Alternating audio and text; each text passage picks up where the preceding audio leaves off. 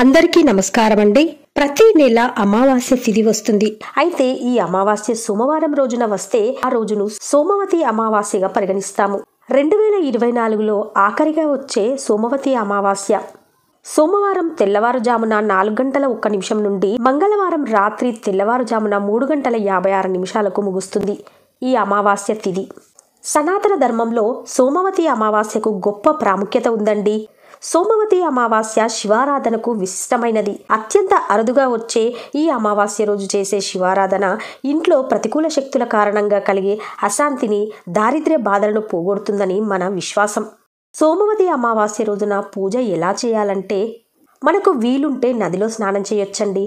లేదో ఇంట్లోనైనా తెల్లవారుజామునే సూర్యోదయానికి ముందే స్నానం చేసి పరమశివునికి గంగాజలంతో కానీ పంచామృతాలతో కానీ అభిషేకం చేస్తే విశేషమైన ఫలితం లభిస్తుందని శాస్త్రం చెప్తుందండి. వ్యాస మహర్షి చెప్పిన ప్రకారము ఈ రోజు పుణ్యనదుల్లో స్నానం ఆచరించిన వారికి 1000 గోవులు దానం చేసిన పుణ్య ఫలితం లభిస్తుందంట. అంతేకాక సోమవతి అమావాస్య రోజున లక్ష్మీ కటాక్షం కూడా కలుగుతుందటండోయ్. సోమవతి అమావాస్య రోజున రాహుకాలంలో రావి చెట్టుకు శ్రీ మహావిష్ణువుకు ప్రత్యేక పూజలు నిర్వహిస్తే దరిద్రం తొలగిపోతుందట.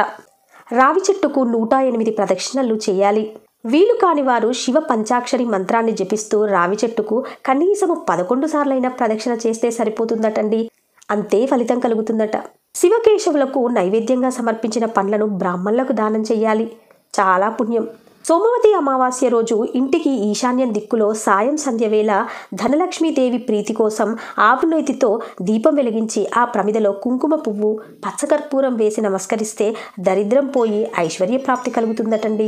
అంతేకాక ఈ పవిత్రమైన రోజు పేద పిల్లలకు అన్నదానం చేస్తే అనంతకోటి పుణ్యఫలం లభిస్తుందని మన నమ్మకం. సోమవతి అమావాస్య రోజున నల్ల చీమలకు పంచదార కలిపిన పిండిని ఆహారంగా పెట్టడం వల్ల జీవితంలో ఎదురయ్యే కష్టాలు తొలగిపోయి కుటుంబంలో ఐక్యత, వృద్ధి కలుగుతుందట. సోమవతి అమావాస్య కథ. అసలు సోమవతి అమావాస్య అని ఎప్పటి నుండి జరుపుకుంటానమంటే ఒకసారి ఈ కథ వింటే మనకు పూర్తిగా అర్థమవుతుందండి. పూర్వము దక్ష ప్రజాపతి తాను చేస్తున్న యజ్ఞానికి తన కుమార్తె అల్లుడైన సతీదేవిని, పరమశివుణ్ణి ఆహ్వానించకుండా వారిని అవమానిస్తాడు. ఎందుకంటే దక్ష ప్రజాపతికి పరమశివుణ్ణి సతీదేవి పెళ్లి చేసుకోవడం ఇష్టం లేదు. అందువల్ల బిడ్డ మీద కోపంతో శివుణ్ణి కూడా తను చేసే యజ్ఞానికి ఆహ్వానించడండి. శివుడు వద్దన్నా వినకుండా యజ్ఞానికి ఆహ్వానం లేకుండా వెళ్లిన సతీదేవి అవమానానికి గురై శరీర త్యాగం చేస్తుంది. ఆహ్వానం లేని పేరంటానికి గాని ఎక్కడికైనా వెళ్ళొద్దని శివుడు పలుసార్లు చెప్తాడు అమ్మ సతీదేవికి.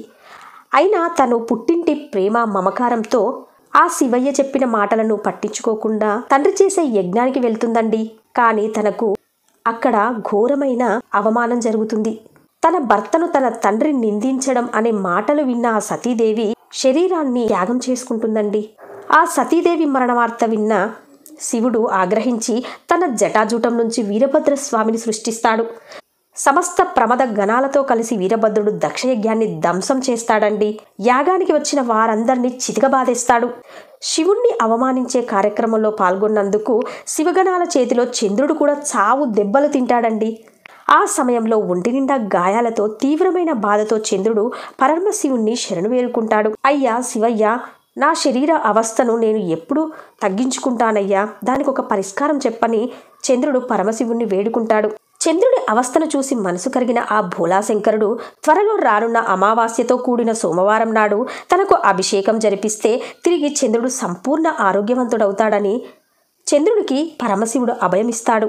అలా సోమవారం నాడు చంద్రుడు ఆ శివయ్యకు అభిషేకం చేసినప్పటి నుండి ఆనాటి నుంచి సోముడు అంటే చంద్రుని పేరిట సోమవారం అమావాస్య కలిసి వచ్చినందువల్ల సోమవతి అమావాస్యగా మనం జరుపుకుంటున్నామండి.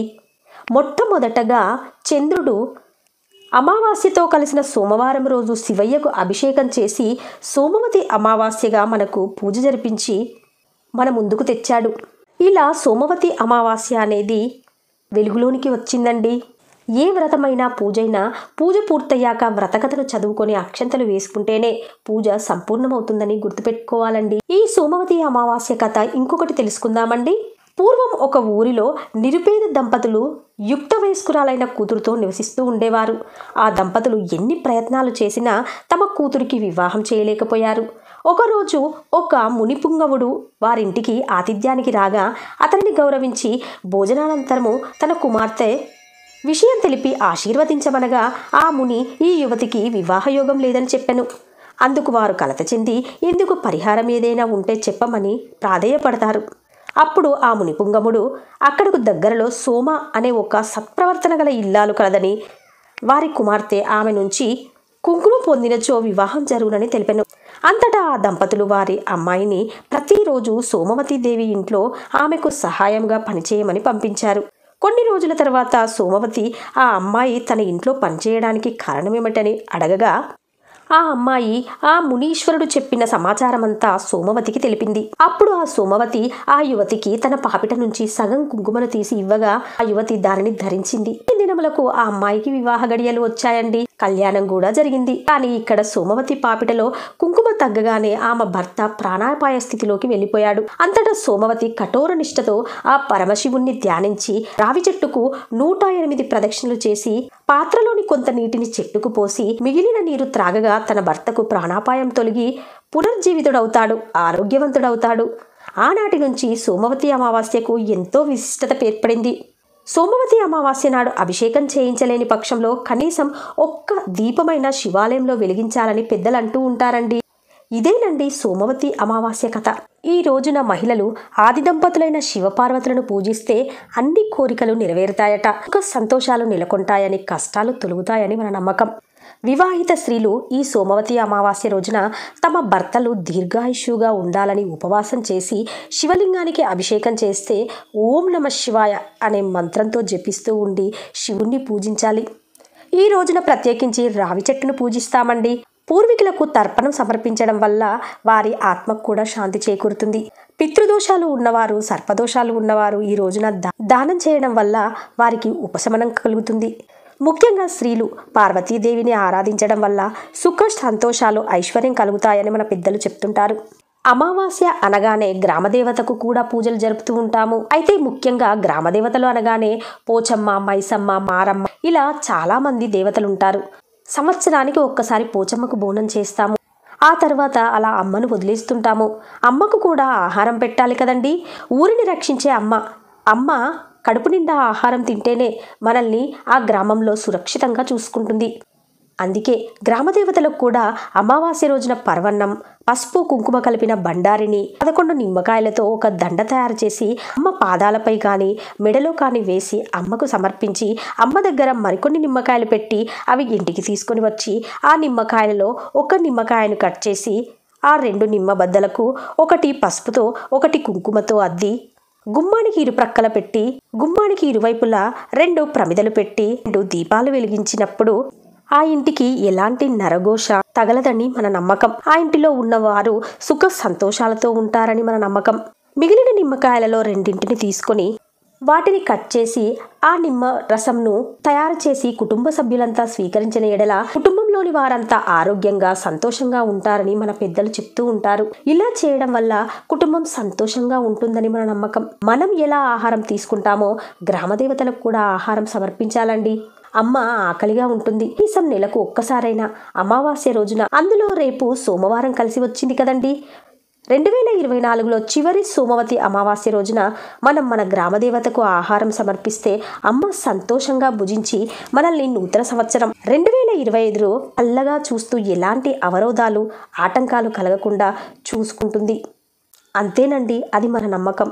అమ్మదయుంటే అన్నీ ఉన్నట్లే.